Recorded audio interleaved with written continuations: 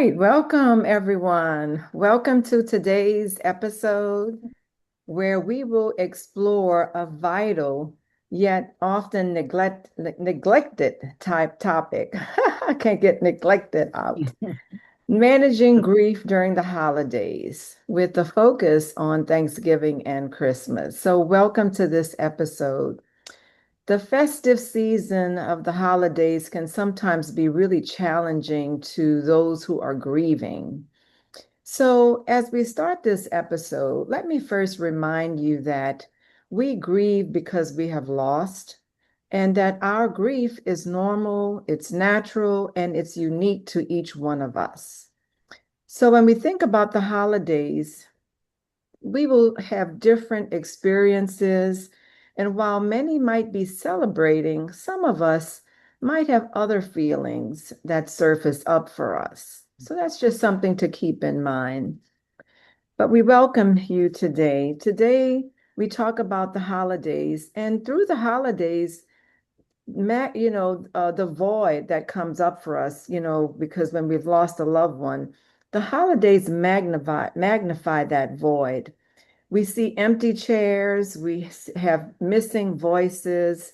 Sometimes our traditions that we have had over the years makes us feel that loss, and that loss feels very fresh again.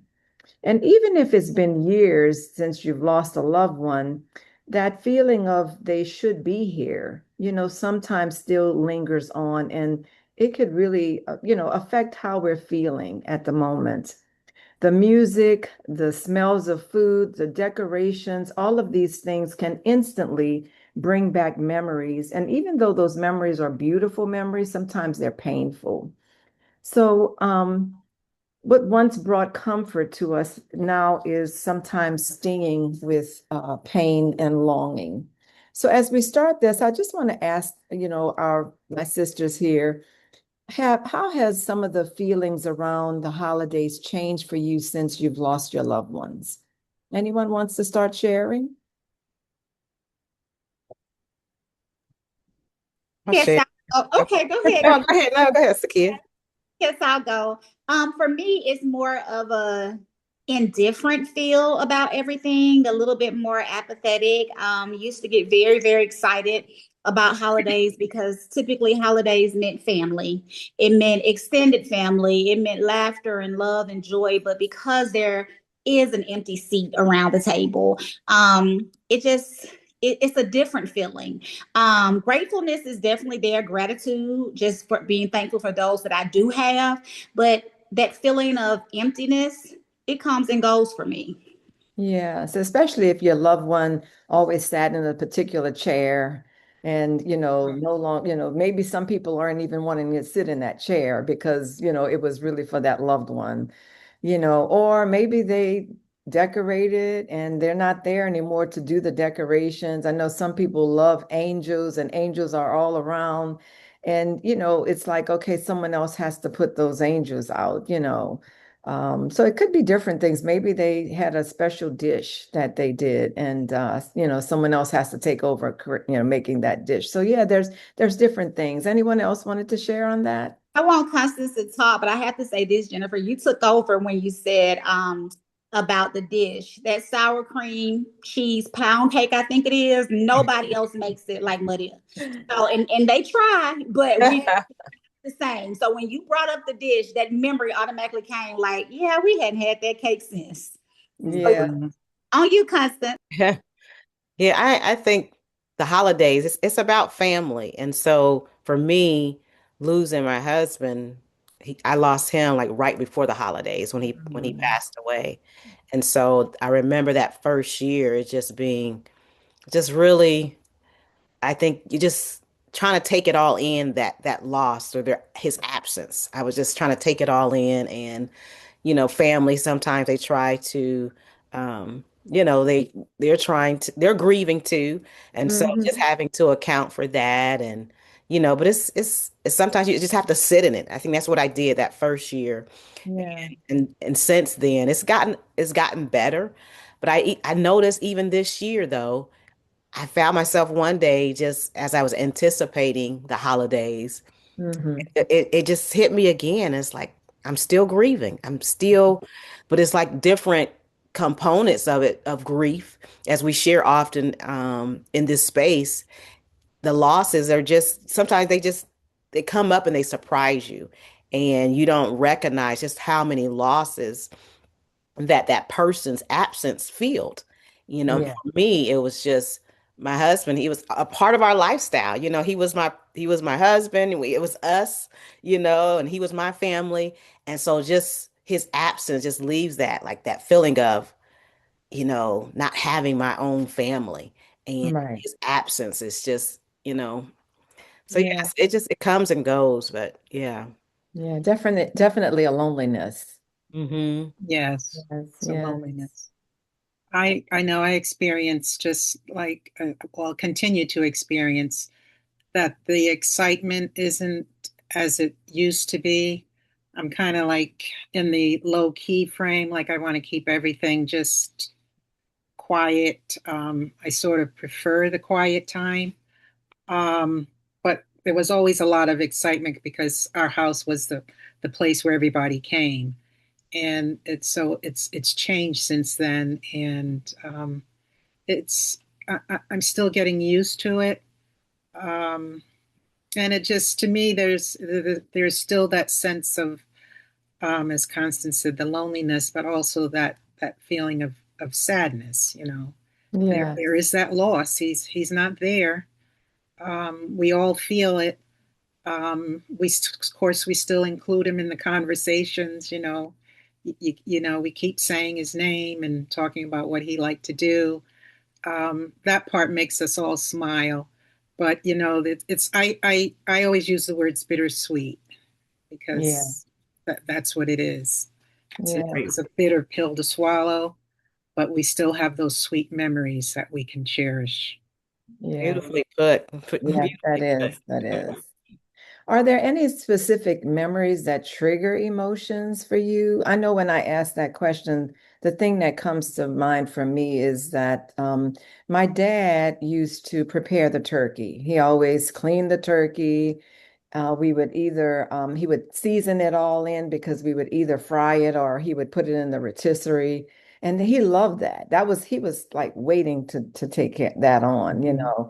And so now whenever I look at that rotisserie, I think about him. My daughter now takes over that role, but that was something specific that, when I see that rotisserie around Christmas, Thanksgiving, I think about him getting ready to prepare that turkey. He would fuss with me because it was still frozen. I didn't take it out and put it in the fridge and all of that. Rosha, anything comes up for you right now? Yes, I was just, well, as you were saying the turkey, my mom has a special apron that she would start wearing. She had her list where we would go grocery shop and had everything prepared. So there's a lot of things right now, like lots of triggers, and I'm trying to, remember some of her thoughts, like, to stay positive. Like I was saying earlier before we got on our segment that today is like a rough day. I'm smiling, but I'm like hurting because I miss her right now, especially around this time of the year. We don't have the secret ingredient anymore to make the turkey breast. So now it's a new person in the family making the turkey. It's not the same anymore. But I'm trying to keep, the memory alive of what she would do if she was here. Yes, yes, yes. Mhm. And for our listeners out there, I just want to say we have to allow ourselves to feel whatever we're feeling. And, because our grief is personal, and we may want to think about some activities or things that we want to do this holiday season that's going to make us feel comfortable. So don't worry about feeling guilty because you're enjoying yourself. But think about something that you might want to do. Maybe have your favorite holiday treat. Maybe you and your loved one had hot chocolate together. Maybe you might want to keep doing those same little things that you did that brought happiness to you. And then I'll leave you in this first segment with an affirmation that is, it's okay to feel joy alongside sadness because both emotions can coexist. Yes. Mhm. So, as we leave this segment, we're going to move into another one. And the next segment is around dealing with family members. Now, As many of you have experienced in the past, family dynamics in and of itself sometimes can be challenging, even with or without a loss. We know that. But family members will experience this loss differently since we're all unique and we grieve differently. And because of that, sometimes we can experience tension or even misunderstanding. We may need to consider setting some boundaries just so that we can feel comfortable with our family in the family settings. So I might ask if any of you might want to share, have there been boundaries that you had to set, when you were together with family members? And maybe not. I mean, maybe you're part of a family that, works together and you were able to grieve together. But if anything comes up for you right now, if you want to just share maybe some instances where there were differences and you had to kind of like either set a boundary or, talk about it with the family. Anything comes up for any of you?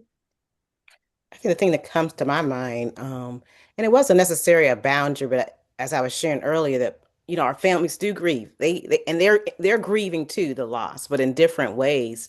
And so for me, my first year, I was with my family um, during that first Thanksgiving and Christmas after my husband passed, and I feel like I had to give them permission to talk about them. And because I think, sometimes people perceive grief in different ways. Well, if you talk about them, that may make her cry, And so I had to, kind of just tell my family, it's okay. You can say his name, talk about it. I want to talk. I don't want to forget, and so just having to remind family or just kind of coach them as to what's helpful for you. And sometimes we have to be that self advocate or what have you, and just put it out there and just let people know. And Mhm. so I definitely encourage our listeners, to speak up, for yourself and be around people that's going to support that, that you feel safe. I remember another holiday I spent with my sister and her family, and it was just such a safe, it just felt so safe. I didn't have to do anything. I could just go off by myself if I needed to. I could show up if I wanted to. But, so I just encourage that. Just finding safe spaces and Mhm. also speaking up and just giving people permission if you have to just talk about the loss. Right, right, right. Yes. Anyone else? Because I have some things to share, but I want to make sure everybody says something Well, if I they just want. want to piggyback off of Constance. I think going to the remember that you are your best advocate, right? Nobody knows what you need except you. Nobody can love you better than you can love yourself sometimes. So sometimes you have to speak up and just say, this makes me feel uncomfortable because family may not know. Just how Constance gave the example of like, talk about them, where somebody else may be like, don't talk about them. But also respecting that typically if you're around family, you're not grieving by yourself. You also have that community and that support. That's somebody's brother, somebody's uncle, somebody's, family member, and they're missing them as well. So I think the other part is just showing grace and compassion during Yeah. the time, and also reminding yourself that boundaries are for you, not necessarily for the other person. So therefore we want people to respect them, but if they don't, we have to respect them for ourselves, right? So if we're feeling uncomfortable, know when to take a break, know when to walk away. I have a special cousin that I talk to because everybody can't handle all the Sakia, but she can. So I pull her outside and I'm like, your cousin is making me mad and we'll talk about it, and she'll go ahead and ease the level the playing field for everybody. So just remember, especially during the holidays, if you're around family, we're going to go with the notion that they care just as much as you do, and so just showing extending that love and grace both ways. Yes, yes, yes. Mm. And as you were talking, I was thinking, because sometimes people might say they might want to break down, but then they're afraid or they're trying to pretend that they're okay. They don't want to do anything because then they might feel it might cause someone else to break down or whatever. And one thing that someone shared is maybe to come together ahead of time and pick out a place that's going to be like your safe space, or your grief space. And if you're feeling down, if you're feeling overwhelmed, you know that you can go to that place and others will know, okay, she needs to take some time off, or he needs to take some time because maybe he's feeling a little down. And at that point, others might come and give you a hug or whatever because they know where you are, because you've now gone to that space, and they know how they can then support you. Yes, that's very good. Yeah. Anyone else want to share before we? I think the only thing I wanted to say is that, it's okay to just say, you know what, I need a moment. I just need to take a breath. I need to just regroup. You leave the table for a few minutes. Mm-hmm. And if someone comes and wants to console you, that's fine. And if not, you sit there quietly till you collect yourself and then come back. Mm-hmm. Some people may feel more comfortable crying in front of everybody, and some may not. So I think it's just a matter of choice. But it is okay just to say, you know what, I just need a moment because there's triggers, there's those triggers, and sometimes they just come left and right, and it's like too much. So you just need to just take a breath. Yeah. Yeah. Yeah. And Yeah. for our listeners out there, it might be good to just have conversations with each other, maybe before the gathering, the holiday or whatever, and just to see where everyone is, how they're feeling, what they Mm. might need.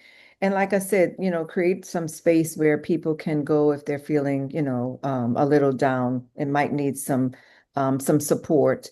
And an affirmation that you might want to say to yourself in this area is, I honor my feelings and those of my family, and together we can support one another in our grief. And so that might be something to hold on to for your family. And so, as we move to another segment of this episode, it's celebrating the old and creating new traditions. Traditions, we remember those traditions, and while we like to hold on to them, sometimes we begin to recognize that there's a need to create a new tradition, and that's part of healing. Sometimes it's because in creating something new, we begin to heal. But it's not that we're forgetting the old or forgetting our loved ones through that healing.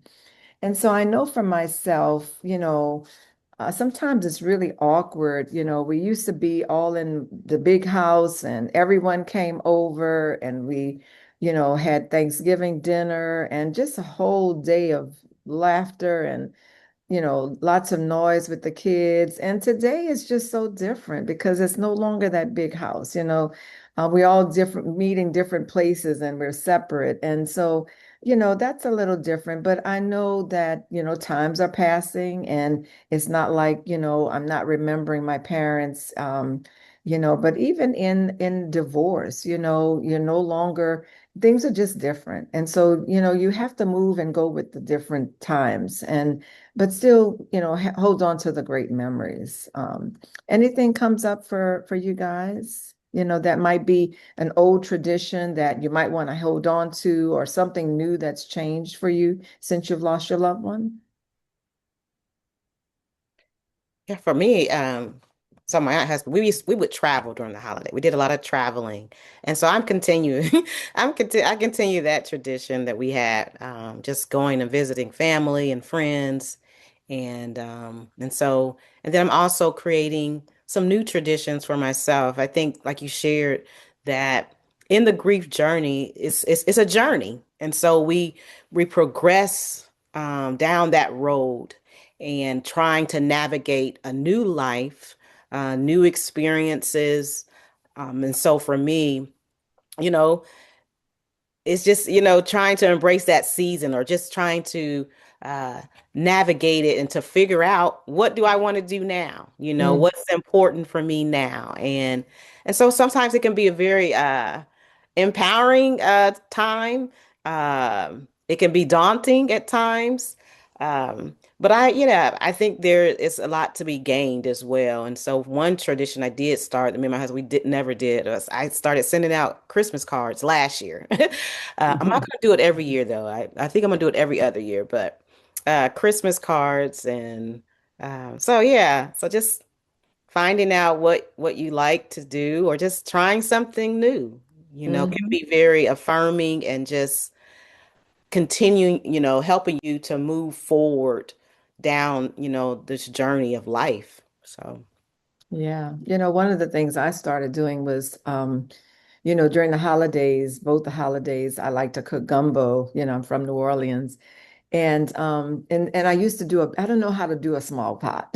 So I've started giving it away, so the pastor at my church, I'm preparing a little pot for him, a little, container for him. So I've just started giving that away because again, I used to do this huge pot. Everyone would come over, they would bring their containers and then, leave at the end of the day. So it's just different, but I'm still enjoying it. Deciding when I'm going to travel because I love to travel too, Constance. all right. And I Anything? love that about the gumbo. It's just like sharing and just find I'll opportunity have to to send you share. guys. I'll have to put some in the mail for you, huh? I tell you, I was sitting here constantly. You've been in New Orleans, share with your sisters. We want to. I would love to. Yes. So I was thinking about the traditions. I shared with you all before what happened. My grandmother passed in 2018. So 2019 is when we came back again for Christmas. And, it was just different because that was the first year that it was completely, a different story. And then 2020, COVID. So we really didn't know what to do. But of course, that's when all of this came about with the Zooming and all of that. So we would have a Zoom Christmas. We did it 2020, we did it 2021. And of course, we started, reconnecting. But then everybody kind of realized we had this option. And so we kind of call each other all at the same time. And you ought to see us just coming in, coming in, coming in. And I mean, it's really almost like knocking on grandma's door because we'll be on the Zoom and then another cousin pops up. We're like, when did he get in here? And we'll Mm, all catch up and the kids are in the back and running around. So we still share love in that way. mhm. That one that I really enjoy. And the other is we all have a memorial ornament of grandma's face. And we send each other pictures of like, she's on my tree, is she on your tree? And so that's another thing that we do. And I love the fact when Constance said create new ones because sometimes stuff just happens and evolves over time.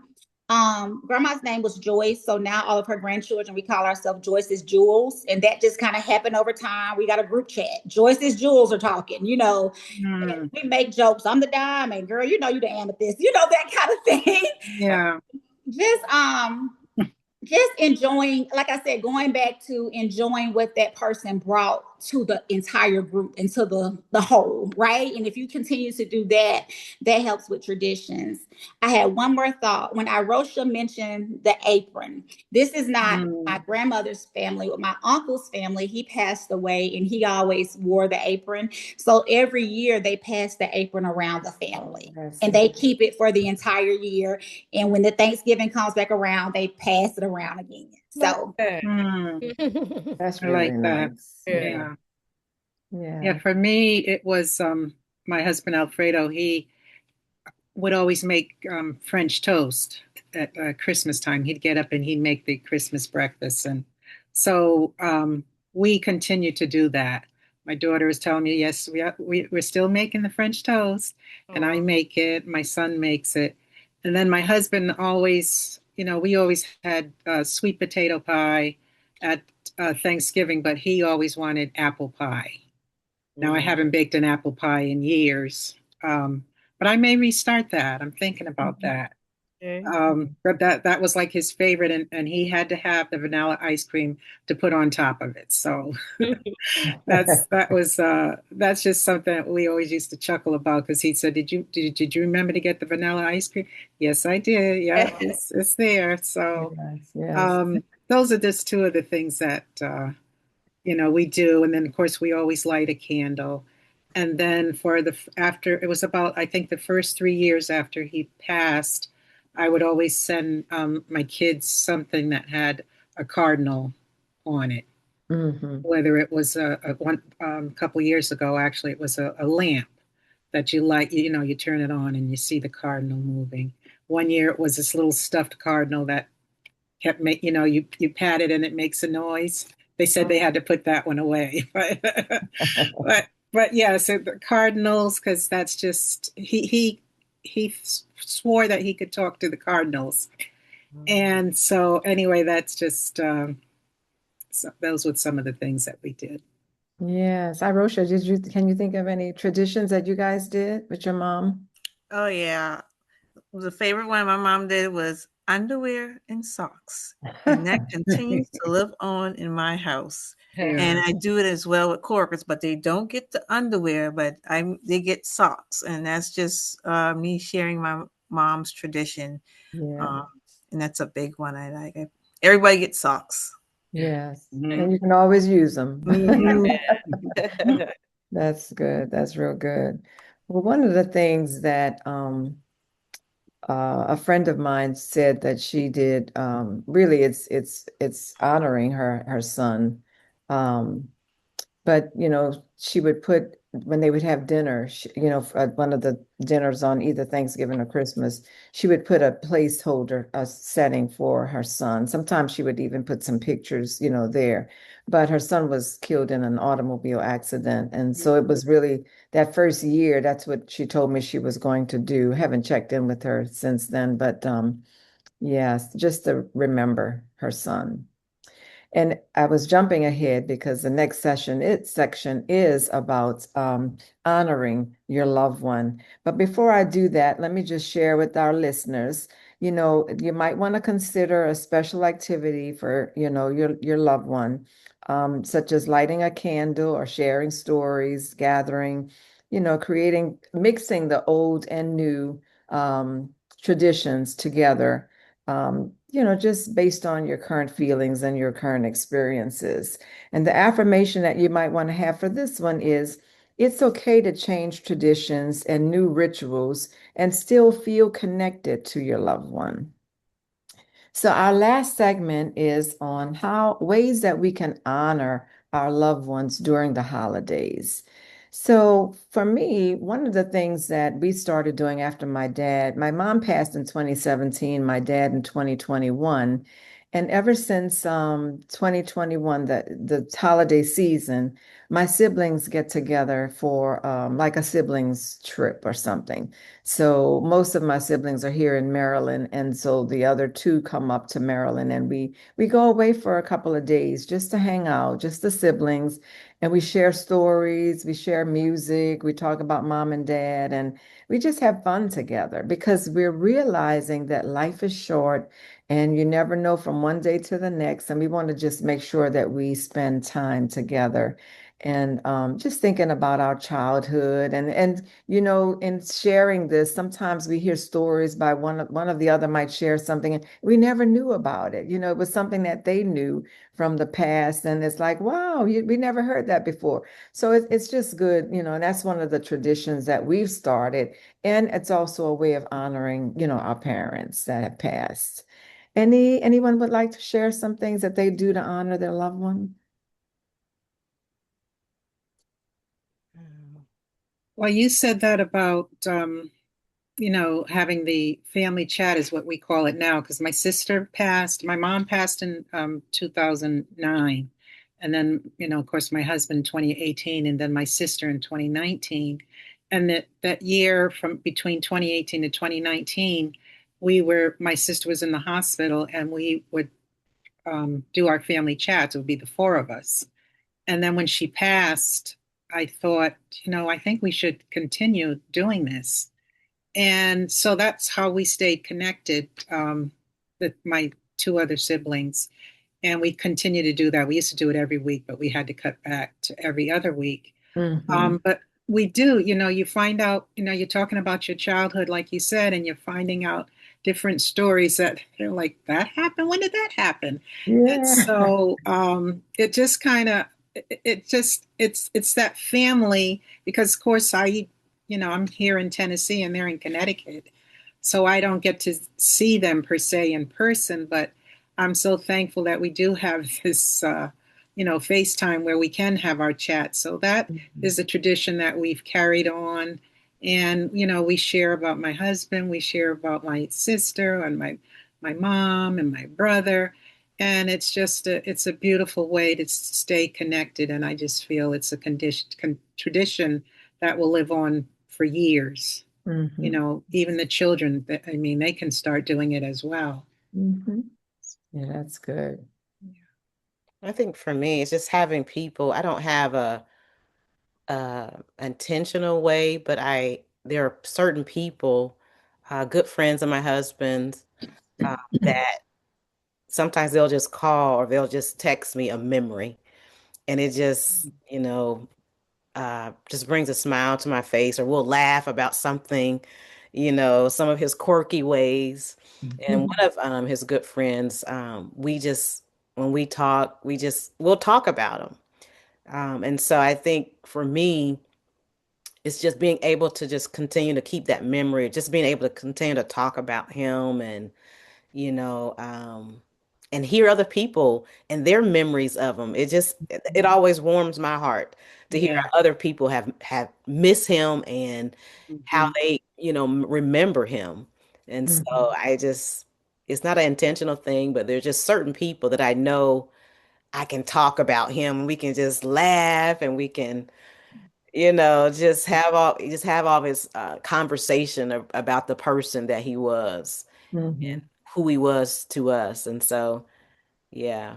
That's beautiful, Constance. Yes. Um, Anyone else? I think it's important too, as we talk about honoring and remembrance, is for children. I come across different people, other widows even who have children, and they, having to help their children grieve, through that process. So that might be just something we can maybe talk about too. Just what are some things that parents can do to help their children Hmm. who have lost a loved one and helping them through this grief process? Yeah, yeah, that's so true because, sometimes the children don't know what to do, and we talked about it in earlier sessions how they could mask the feelings because they don't know how to share them, and it might show up in behavioral things, but I think that's a great thing, Constance, to help parents to have parents help get help the children go through, especially in these times when they don't have maybe that father or that mother, or a sibling that has passed. Yes. And so for our listeners, consider having like a memory table with photos, or tokens that remind you of your loved one. And you can even write a letter to your loved one and read it out loud, see what that does for you. Mm. You can engage in kindness and memory of them, maybe acts of charity, volunteering. I remember, Cassandra, you mentioned that you Mhm. volunteered Mhm. someplace, and it happened to be right next to someplace where your husband either worked or did some things. I remember hearing you. Yes, Yeah. yes. He worked with the at-risk youth, and we would put Thanksgiving baskets together and Hmm. share for those who were in need. Yeah, Yeah. yeah. I remember one of the things my daughter and I would do around Christmas is to pack up a lot of food sandwiches, and we would Mm. also get socks and lotions and stuff, and we would just ride around to the shelters and give out, that stuff. Yeah, I remember doing those kinds of things. But yeah, something that maybe your loved one loved to do or whatever, and just, to continue doing such thing, in their memory. So the affirmation I'll leave you with is I keep my loved one alive in my heart, Yes. the memories we've shared and the love we continue to carry.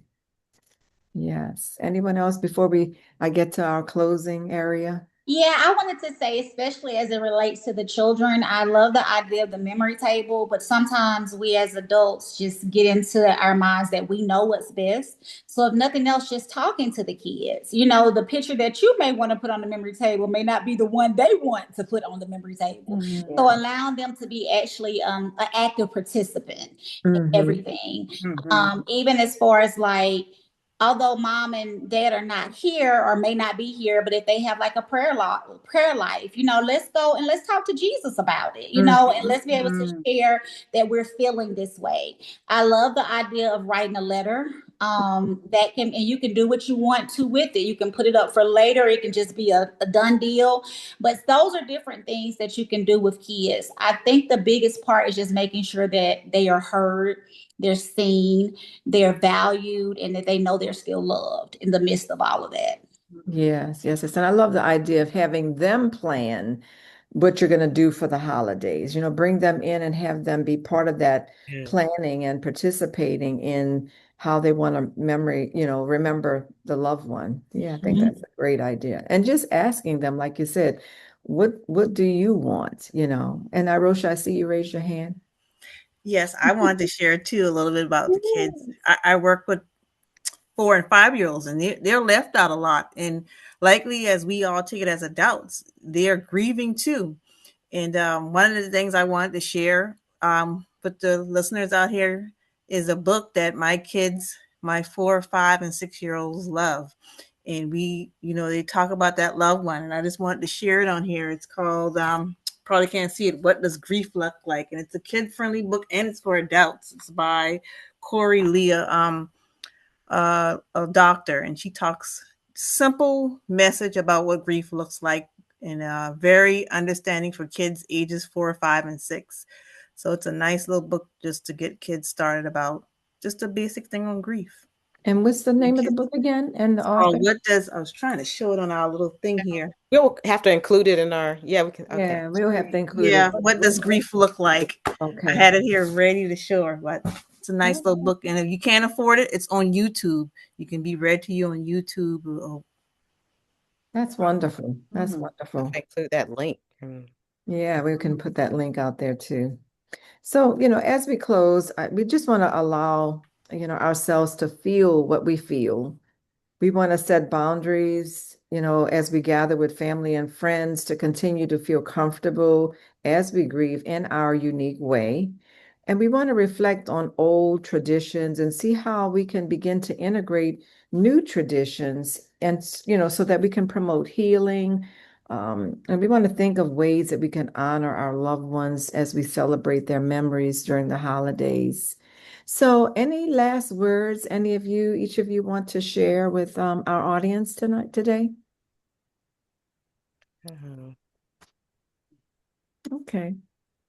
I guess I Well, can go. I just want to just remind you all that holidays can be very difficult. We are very well aware of that. But remember as much as you can to seek out the gratitude, seek out things that you're grateful for, and remind yourself that although this time is difficult, I think Cassandra used the word, it can be bittersweet, and just keep trying to find the sweetness. Keep trying to find the sweetness in the moments.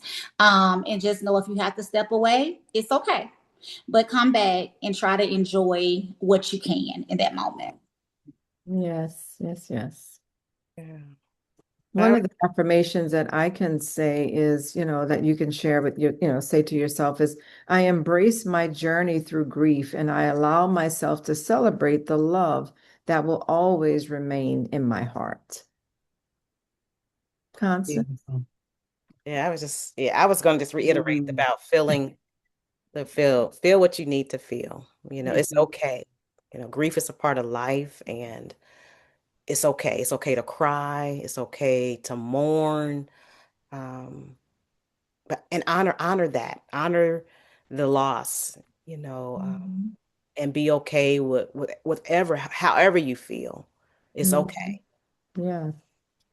Yes, you can feel joy, you can celebrate, and it doesn't mean that you are forgetting about your loved one. Mhm. Just be, because you can have joy in your heart as well as a little sadness, like I said earlier, they can coexist. Yes. Anything, Cass? You have anything? I think the being thankful and grateful for the love that we had, the time that we had with our loved ones is a gift.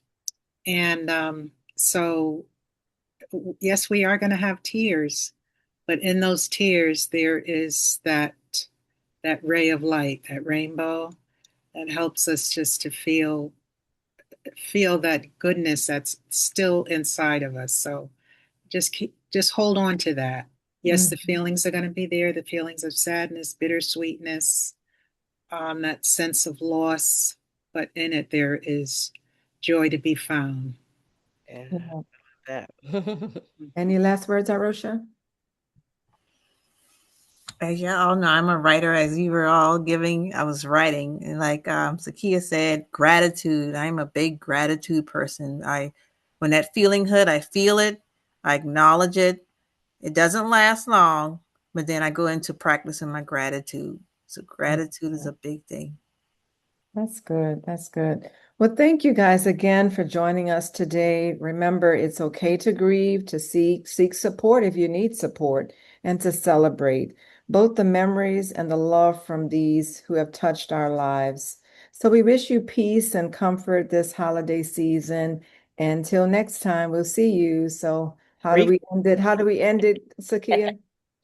Grief is heavy, but hope Prevail. Prevail. prevails. See you next See you time. See you next next time. time. That's, yes.